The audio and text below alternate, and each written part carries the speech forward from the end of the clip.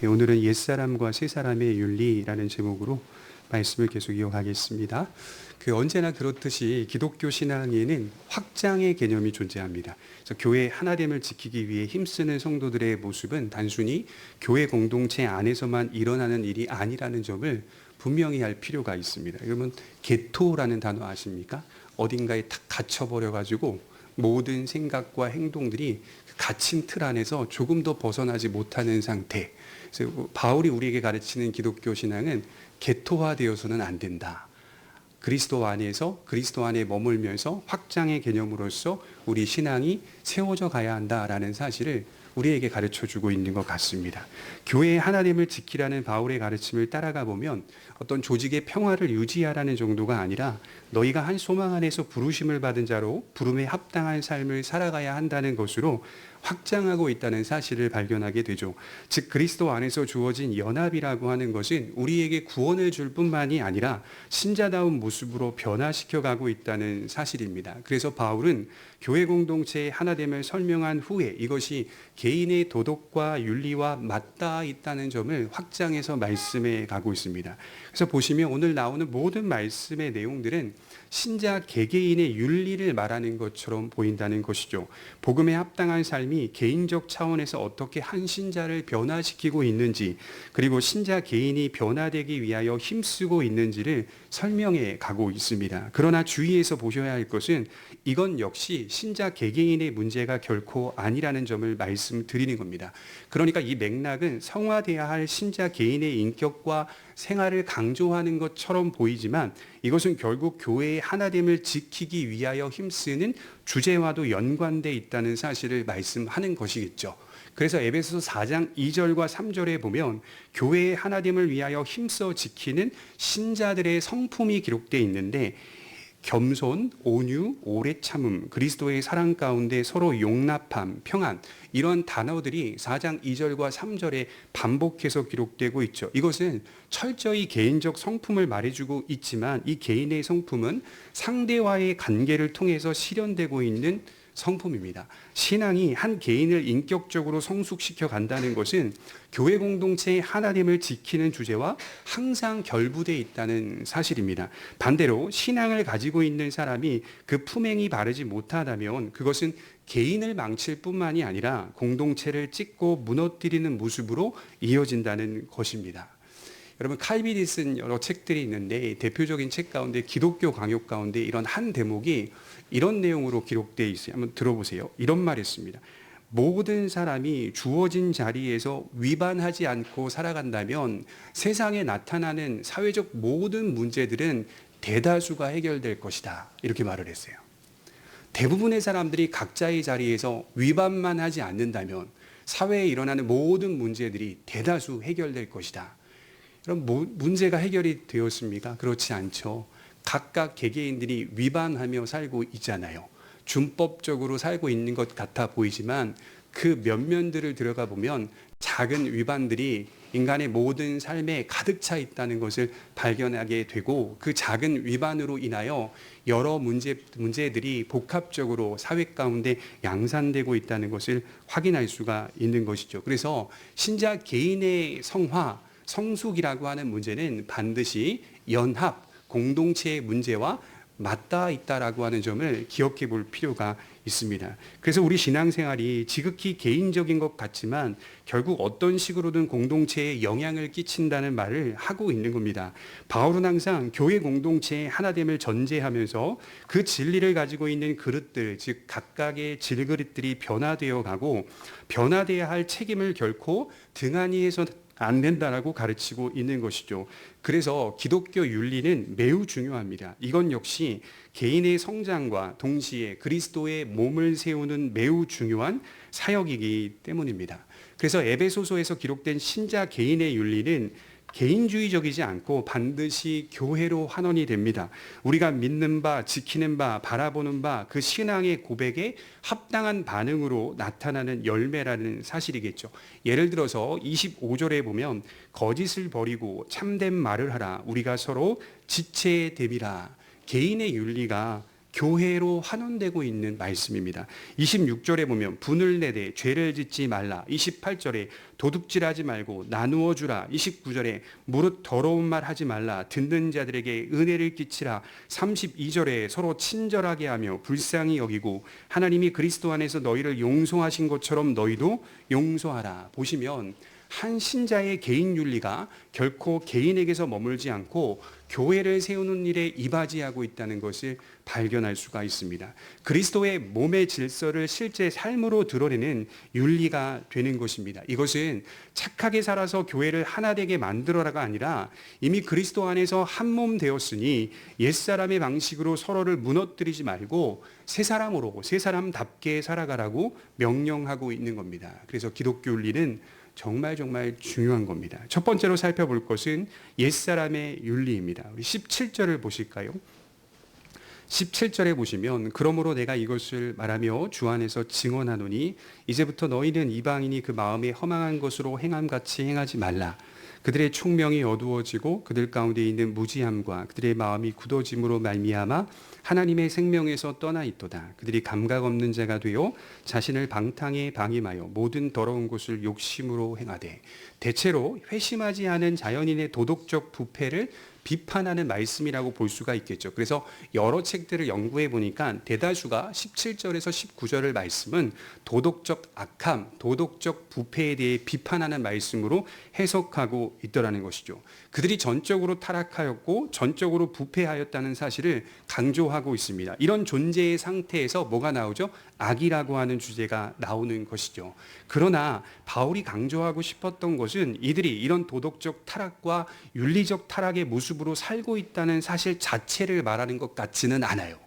그러니까 저는 어떻게 봤냐면 이 말씀의 의미를 단순히 이들이 도덕적 악함과 부패한 본성을 가지고 악을 양산해내고 있다라고 하는 단순한 차원으로 이해하고 있지는 않습니다. 왜냐하면 제가 경험적으로 생각해 볼 때 회심하지 않은 자연인들에게도 어느 정도의 선한 윤리가 나타나고 있기 때문입니다. 그러니 세상 사람들이 모두 도덕적으로 악하여 이런 모습으로 산다는 말씀을 하기 위함이 아니라고 생각을 해요.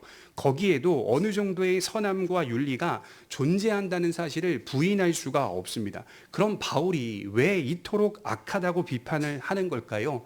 그것은 이런 것 같아요. 회심하지 않은 자연인의 윤리 기준과 새 사람으로 회복된 신자의 윤리 기준은 근본적으로 차이를 가지고 있다라고 하는 설명을 하기 위해서입니다. 제가 아주 어릴 적부터 지금까지도 고민했던 것은 이방인들의 윤리, 회심하지 않은 사람들의 윤리, 즉 믿지 않는 사람들이 사회 속에서 나타내는 윤리와 그리스도인들이 나타내는 윤리가 비슷해 보였기 때문입니다. 겉으로 볼 때 크게 다르지 않습니다. 같은 윤리를 요구받으며 살고 있다는 것이겠죠. 예컨대 양심 있게 살아라, 정직해라, 진실해라, 용서하라, 이런 가치들은 예수를 믿지 않는 사람들에게도 발견할 수 있는 공통된 윤리입니다. 정말 훌륭한 인격이 아닌 이상 모든 사람들의 삶은 제가 볼 때 그 윤리의 수준이 비등비등하다는 것을 발견하게 됐죠. 교회에서 우리가 더 대단한 윤리를 배우는 것 같지만 삶의 모습으로 들어가 보면 신자가 배우는 윤리나 세상 사람들이 배우는 윤리나 그 행동의 패턴이 거의 흡사합니다. 그러면 당장에 이런 질문이 드는 거죠. 전적으로 타락하였고 부패한 것이 맞나? 우리들 그렇게 배웠잖아요. 전적 타락, 전적 무능력, 전적 부패라고 배웠죠. 그런데도 어떻게 저런 선이 저들에게서 나올 수가 있는 것이지? 이것이 제가 어릴 적부터 가지고 있었던 의문입니다. 결론은 부패한 자연인들에게도 여전히 남아있는 도덕성이 있다는 사실을 인정하게 되고 그 도덕성은 사회적, 상대적 의미에서 어느 정도의 선한 행동이라고 말할 수가 있습니다. 성경은 이것을 인간이 아무리 타락하였어도 여전히 남아있는 하나님의 형상된 모습이라고 설명해 가고 있습니다. 이로 인하여 세상은 완전히 무너지지 않고 적당한 질서가 유지되고 있다라고 말씀을 드릴 수 있겠죠. 로마서 1장 19절에 보면 그들에게는 양심이 있고 옳고 그름을 어느 정도 알고 있으며 하나님을 완전히 모른다라고 말할 수 없다라고 바울이 기록하고 있습니다. 믿지 않는 사람도 거짓을 피해야 하고 정직해야 하며 악을 행하면 책임을 집니다. 사회에서 윤리에 따른 책임을 지게 되고 궁극적으로는 그들은 받아들이지 않지만 하나님 앞에서 심판의 책임을 지게 되는 겁니다. 그래서 우리는 먼저 믿지 않는 사람들이 나타내는 윤리의 모습을 무조건 가짜다라고 말할 수는 없어요. 이것을 하나님의 형상된 증거로 보아야 하고 여전히 일반 은총 가운데서 어느 정도 수혜를 입고 있는 결과로 볼 수 있어야 합니다. 그러므로 제가 말씀드리고 싶은 것은 믿지 않는 사람들 역시 하나님의 형상으로 도덕적 감각을 가지고 있기 때문에 윤리적 모습을 나타낼 수 있다라는 사실을 말씀을 드리는 겁니다. 그러나 분명한 사실은 세상 사람들이 가지고 있는 윤리의 한계를 볼 수 있어야 하고 이것이 우리와 근본적으로 다르다는 사실과 결국 이것 때문에 그들이 심판의 명백한 기준이 되는 겁니다. 이것 때문에 어느 정도의 윤리를 행하고 있는 것 때문에 하나님 앞에서의 심판의 명백한 명분이 쌓이고 있는 겁니다. 굉장히 어려운 질문이긴 하지만 계속 이야기해 보겠습니다. 여전히 하나님의 형상으로서 윤리적 삶을 나타내고 있으나 이방인들에게는 어떤 한계가 있을까요? 그리고 왜 심한 비판을 받아야 하는 걸까요? 17절을 다시 보면 그들에게는 마음에 허망함이 있다라고 말씀하고 있어요. 다시 말해서 허망한 마음으로 행하는 삶을 뜻합니다. 윤리적인 모습은 분명히 있지만 마치 선한 사람의 모양처럼 보이기도 하지만 마음은 허망한 상태입니다. 하나님에 대한 인지가 없다는 뜻이에요. 지식의 토대가 하나님에 대한 경건한 인식으로 시작돼야 하는데 이러한 토대가 없이 자신의 삶을 어떻게 살 것인가에 대한 인식만 있는 겁니다. 이것이 바로 심각한 결함이라고 말할 수가 있습니다. 생각이 있으나 방향은 비어있는 상태. 이게 자연인들의 상태입니다. 로마서 1장 21절에 보면 하나님을 알되 하나님을 영화롭게도 아니하며 감사하지도 아니하고 오히려 그 생각이 허망하여지며 미련한 마음이 어두워졌나니 하나님을 느끼고 있어요. 안 믿는 사람도. 하나님을 경배해야 할 분이라는 것을 그 신성의 충만을 만사를 통해 어느 정도 알고 있어요. 그러나 이들이 하나님을 영화롭게 아니하고 감사하지도 아니하고 오히려 그 생각은 계속적으로 허망하여졌습니다. 하나님을 온전히 알아볼 수 없는 상태라는 뜻입니다. 다르게 말하면 목적 없는 존재로 사는 겁니다. 그러니까 어떤 개개인이 가진 도덕과 윤리는 있지만 허망한 마음으로 이루어진 도덕과 윤리라는 뜻입니다. 그리고 이어서 18절에 그들의 총명이 어두워지고 라는 말씀이 나옵니다. 초점을 잃어버렸다라는 뜻이에요. 안경을 써도 초점을 제대로 맞추지 않으면 안 쓰는 게 낫습니다. 더 힘들죠. 중심 초점이 없으면 어떤 일이 벌어지냐면 산만해지고요. 혼란스러워집니다. 그러면 만사에 존재하는 것들이 모두 다 나에게 초점이 되는 겁니다. 이것을 혼란이라고 말하는 것이죠. 인간이 가진 이 어려운 상태의 혼란의 대표적인 것이 무엇이냐면 제가 볼 때는 우상 숭배입니다. 모든 것을 신으로 섬긴다는 것 자체가 그러고 있는 내 마음이 혼란하다는 사실을 증명해 주고 있는 겁니다. 경배해야 할 어떤 신을 느끼고는 있지만 총명의 결여로 인하여 누군가를 섬겨야 할지 도무지 알 수 없는 인간의 상태를 증명해 주는 것이죠. 그런데도 자연인들은 스스로의 삶을 혼란스럽다고 생각하지 않습니다. 여러 신들을 다 섬기는 것이 훨씬 더 안전하고 믿을만 하다라고 고백하는 것이 자연인들의 신앙 고백입니다. 그래서 총명의 결여는 두 가지 의미를 내포하는데 하나는 무지입니다. 바른 지식이 없는 상태. 무지라고 하는 것은 엄밀히 말해 이렇게 말할 수가 있겠죠. 어떤 고통의 상태에 놓여 있다. 마음의 눈이 멀었다. 에베소서 1장 18절에 바울이 너희의 마음의 눈을 밝히사 이렇게 말씀을 하잖아요. 인간이다. 마음이 어두워진 상태다. 이 얘기를 하는 거거든요. 병든 상태에 있는 인간은 스스로 어떻게 할 수 없는 불쌍한 형편과 처지에 놓여 있습니다. 또 다른 하나는 자범죄입니다. 고의적인 불순종. 그러니까 무지해서 그래 이렇게만 말할 수가 없는 거예요. 성경은 두 가지의 사실을 다 기록해 놨어요. 하나는 무지한 인간의 상태, 또 다른 하나는 자범죄, 고의적인 불순종. 성경은 두 가지를 다 면밀하게 살피고 있어요. 무지해서 그런 것이기도 하고 자의적인 불순종으로 하나님을 대적하고 있습니다. 마음이 굳어짐으로 말미암아 하나님의 생명에서 떠나 있도다 이렇게 말씀을 합니다. 그래서 어떤 신학자가 쓴 글에 보니까 이렇게 말하더라고요. 결승선도 없고 목적도 없고 다만 무익한 것을 행할 뿐이다. 이로 인하여 어떤 일이 벌어지냐면 감각이 무뎌지고 결국 쾌락과 욕망을 따라 살아가게 됩니다. 그래서 인간 속에 나타나는 윤리는 신자가 가지고 있는 윤리와는 근본적으로 차이가 있을 수밖에 없어요. 우리는 이런 상태의 윤리를 하나님을 향하지 않는 윤리라고 말하기도 하고 자기 중심성의 윤리라고 말합니다. 인간이 나타내는 어느 정도의 선한 윤리는 결국은 다 무엇을 지향하냐? 자기 중심성을 지향합니다. 칭찬받고 싶어서 선하게 살고, 죄책감 덜려고 선하게 살며, 인간관계를 개선하고 싶어서 선하게 살고, 스스로 떳떳해지려고 선하게 삽니다. 선이 자기에게로 향합니다. 내가 옳은 사람이요 괜찮은 사람으로 자리를 합니다. 자기 만족과 자기 평안을 목적으로 삼고 있습니다. 이것을 우리는 불완전한 선, 욕망을 따르는 도덕과 윤리라고 말하는 겁니다. 그래서 두 면이 같이 보이는 거예요. 어떤 면이 보이냐? 유명인들이 가지고 있는 선함이 보여요. 아, 돈도 많이 벌었고 세상에서 유명하고 높은 위치에 있는데 저 사람이 무엇이 부족해서 저 많은 사람들을 구제하고 있지?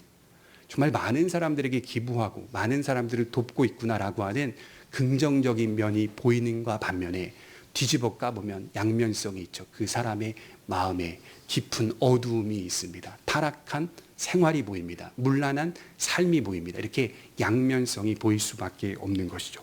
왜 그런가? 자기를 따르고 자기를 기준으로 하고 있는 윤리이기 때문입니다. 그래서 자연인들의 윤리의 특징은 대표적으로 어떤 것이냐라고 말을 한다면 상황에 따라 언제든지 바뀔 수 있는 윤리. 내 형편과 처지와 상황에 따라 언제든지 윤리의 기준이 바뀔 수가 있어요. 윤리의 주인이 누구이기 때문입니까? 자신이기 때문이에요. 그러나 그리스도인들은 상황에 따라 윤리의 기준이 바뀌지 않습니다. 두 번째로 살펴볼 것은 그리스도를 배운 사람의 윤리입니다. 20절에 보시면 오직 너희는 그리스도를 그같이 배우지 아니하였느니라. 진리가 예수 안에 있는 것 같이 너희가 참으로 그에게서 듣고 또한 그 안에서 가르침을 받았을진데, 저는 이 말씀이 신자의 윤리가 시작되는 출발점이라고 말씀드리고 싶어요. 바울은 지금 너희는 그리스도를 그같이 배우지 아니하였다라고 강조하고 있죠. 성도는 단순히 더 나은 윤리적 교훈을 배운 자라고 말하지 않아요. 독특한 표현인데 너희는 그리스도를 배운 사람이라고 말씀합니다. 굉장히 독특하죠. 에베소 2장 5절에 가보면 허물로 죽은 우리를 그리스도와 함께 살리셨고 너희는 은혜로 구원을 받은 것이라 또 함께 일으키사 그리스도 예수 안에서 함께 하늘에 앉히시니. 우리가 더 나은 지식과 교훈을 받은 자로 설명되기보다도 에베소서를 쭉 읽어보면 처음부터 끝까지 뭘 얘기하냐면 그리스도께서 죽으신 곳에 내가 같이 죽어 있고 그리스도께서 일으킴을 받을 때 나도 함께 일으킴을 받고 그리스도께서 하늘에 앉아 계실 때 나도 그와 함께 앉아 있더라 라고 하는 사실로 우리의 신앙을 설명하고 있는 바울을 만나게 되는 것이죠. 그러니까 기독교 신앙이라고 하는 것은 어떤 좋은 가르침을 받아서 인간의 도덕과 윤리가 고양돼 가는 개념이 아니다라고 하는 사실을 설명하고 있습니다. 그러면 너희가 그리스도를 배웠다라고 하는 의미는 어떤 의미일까요? 진리 안으로 들어와 하나님과의 관계가 회복되고 여전히 그리스도와의 연합의 능력과 생명 안에서 회복되고 있는 존재로 설명한다라고 하는 것이죠. 그래서 그리스도의 생명 안에 내 생명이 포개져 있다라는 사실을 너희는 그리스도를 배웠다라고 설명하고 있는 것이죠. 그 안에서 가르침을 받았을진데 이어서 나오는 이 표현도 같은 의미입니다. 너희가 행동하기 이전에 너희가 어떤 존재와 관계로 묶여 있는지를 생각해봐라 이렇게 말씀을 하는 것이죠. 지금이나 바울이 살던 고대나 이 배운다라고 하는 것은 인간에게 매우 중요한 주제였습니다. 인간은 배우지 않고서는 살아갈 수가 없습니다. 우리 삶의 모든 양식은 배움을 통해서만 나타날 수가 있어요. 그런데 기독교는 단순한 배움이 아니라고 말씀을 합니다. 기독교 안에는 배워야 할 지식 체계가 분명히 있습니다. 이것을 우리는 신조 또는 교리라고 배우죠. 그런데 희한하게도 기독교는 배움을 통해서 믿음이 자라지 않아요. 그 배움 이면에 성령의 역사하심이라고 하는 은혜의 부르심이 있어야 합니다.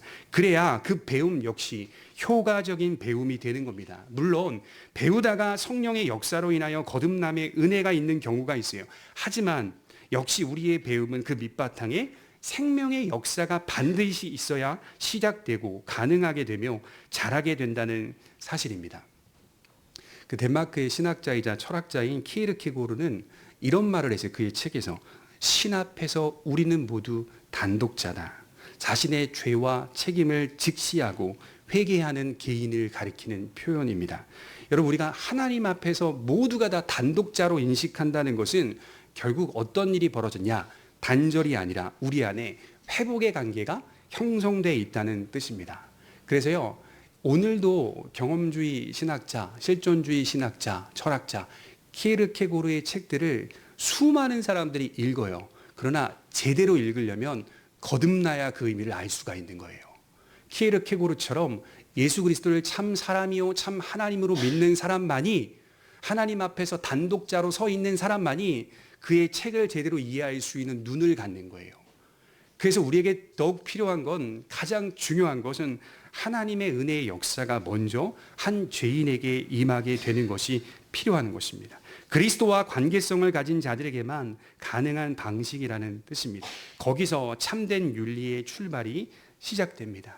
아직 예수 안에서 거듭나지 못한 사람이 있습니까? 걱정 마십시오. 바울이 이렇게 이어서 말하죠. 21절에 보면 진리가 예수 안에 있는 것처럼 인간이 구할 바와 행할 바는 진리가 예수 안에 있다는 사실을 믿으면 된다. 거기에만 생명이 있고 거기에만 구원이 있다는 사실입니다. 이렇게 설명해 볼게요. 예수님이 다니시면서 착한 일을 많이 하셨다. 그분처럼 좋은 말씀을 많이 해주시는 분은 없었다. 라고 생각하는 것은 믿음이 아니라 존경이라고 표현할 수가 있습니다. 그러나 그분이 나를 사랑하셨고 그분이 나를 위해 자신을 주셨다라고 말하는 것은 믿음입니다. 이게 차이가 있는 것이죠. 그분은 좋은 분이고 그분은 세상을 구원하기 위해 이 땅에서 많은 선을 행하셨다. 존경일 뿐이죠. 그분이 나를 위해 자신을 내어주셨다라고 고백하는 건 믿음입니다. 진리가 예수 안에 있는 것을 믿는 겁니다. 여기서 우리의 윤리가 시작됩니다. 세상에서도 서두에 말씀드렸듯이 모종의 윤리가 있습니다. 그러나 그 윤리는 분명한 한계가 있습니다. 그것도 역시 도덕과 윤리가 말하는 어느 정도의 선은 맞아요. 우리가 심각하게 보는 건 구원에 이르는 선이 아니기 때문입니다. 그 도덕과 윤리가 만나게 되는 결말은 결국 욕망을 따르는 모습일 뿐입니다. 거기에는 진리가 없어요. 여러분 생각해 보십시오. 바울은 지금 에베소 교회에 이 편지를 쓰고 있어요. 그럼 여쭤볼게요. 에베소라는 도시는 어떤 도시입니까? 이렇게 설명할 수 있겠죠. 진리가 많은 도시입니다. 에베소는 진리가 많은, 문 열고 나가면 온갖 종류의 우상 숭배를 아주 쉽게 볼 수 있는 도시가 에베소입니다. 로마 도시들은 대부분 한 진리만을 고수하지 않았어요.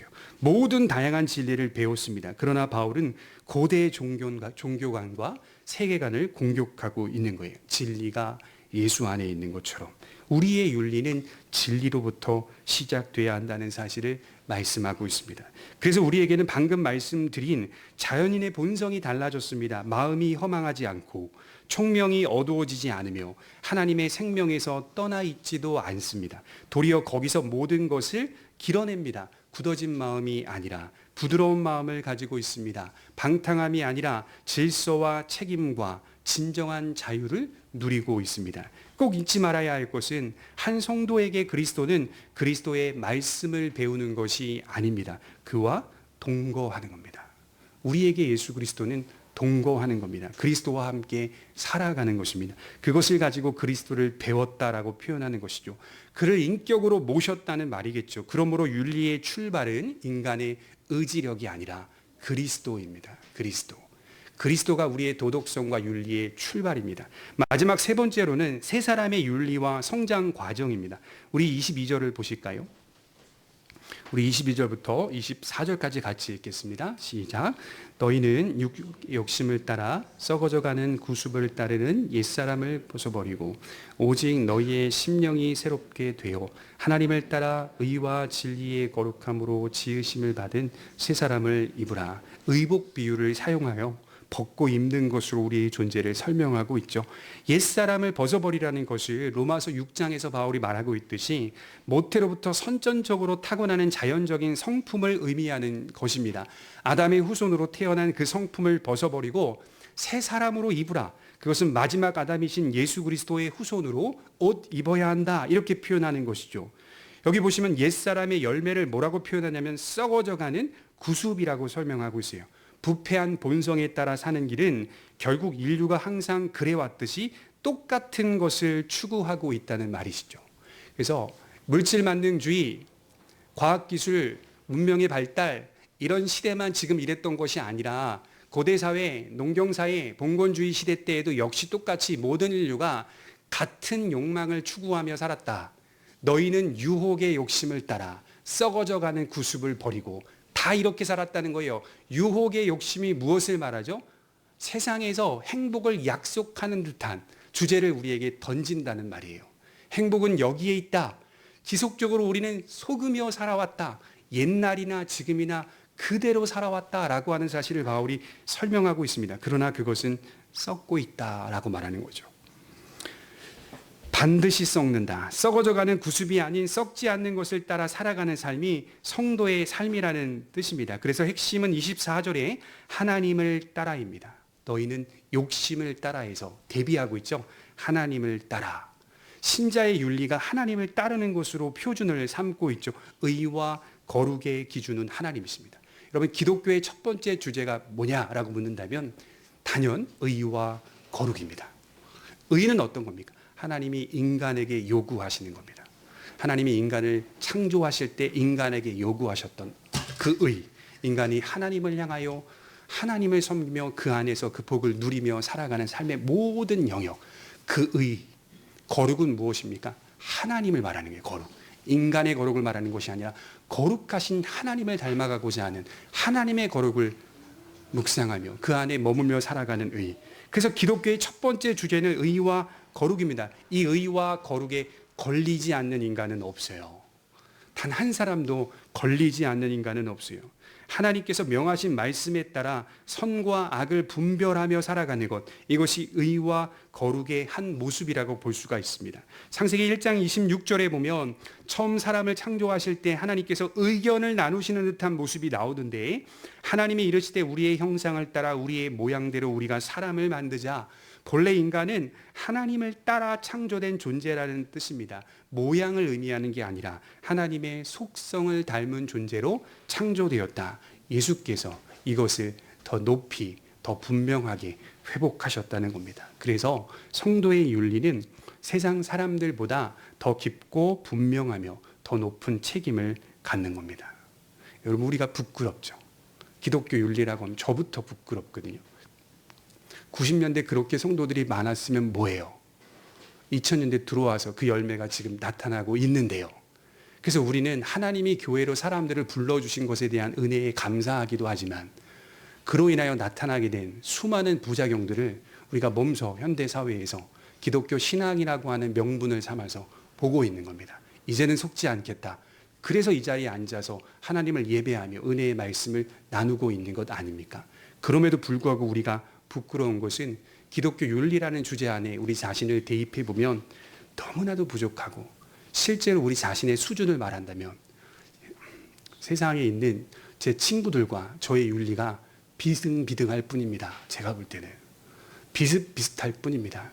그런데도 성경은, 또 바울은 우리의 윤리의 수준과 인식은 더 깊고 더 분명하며 더 높은 책임을 갖는다라고 말씀을 합니다. 왜 그럴까요?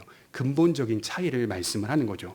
이것은 우리에게 압박으로 작용하는 게 아니라 은혜에서 흘러나오는 자연스러운 책임이다. 이런 겁니다. 더 많이 받았기 때문에 더 깊이 살아내라. 세상은 적당히 용서합니다. 그러나 신자는 32절에 보면 그리스도께서 용서하신 것처럼 불쌍히 여기고 용서해야 합니다. 세상은 적당히 사랑하면 존중받습니다. 그러나 신자는 5장 1절에 하나님의 사랑을 받고 있는 자녀답게 하나님을 본받는 자로 사랑합니다. 기준이 분명하고 더 높죠. 그래서 이렇게 정리하고 싶어요. 우리의 윤리는 구속의 윤리에 대한 반응이요, 십자가 윤리입니다. 우리가 행하는 모든 도덕과 윤리는 다 십자가에서 양산됩니다. 십자가에서 발현됩니다. 마지막으로 제가 당부드리고 싶은 것은 옷이라고 하는 것은 순식간에 벗고 입을 수 있지만 사람을 벗어버리고 다시 입는 건 순식간에 일어나는 일이 아니라 바울이 처음부터 여러분들에게 강조했듯이 하나님의 섭리와 경륜 속에서 일어나는 일입니다. 옷은 쉽게 벗고 입을 수 있어요. 사람은 쉽게 벗고 입을 수 있는 주제가 아닙니다. 이것은 하나님의 무한한 지혜 속에서 나타나는 섭리와 그의 역사 속에서 일어나는 경륜을 통해서 우리 안에 점진적으로 일어나는 일입니다. 계속 새로워져야 할 우리의 과정입니다. 그래서 바울은 에베소서에서 뭘 많이 강조하는가 봤더니 반복적으로 이런 표현 많이 씁니다. 은혜의 풍성함과 능력, 이런 표현들을 많이 씁니다. 그의 은혜의 풍성함과 능력을 강조합니다. 그리고 우리는 건전한 신학으로만 만족하는 사람들이 아니라 윤리적 성장을 우리의 인격 안에서 반드시 이루어내야 할 교회입니다. 너희는 유혹의 욕심을 따라가 아니라 하나님을 따라 살아가는 실천적 신앙인들이 되시기를 주님의 이름으로 축원합니다. 기도하겠습니다.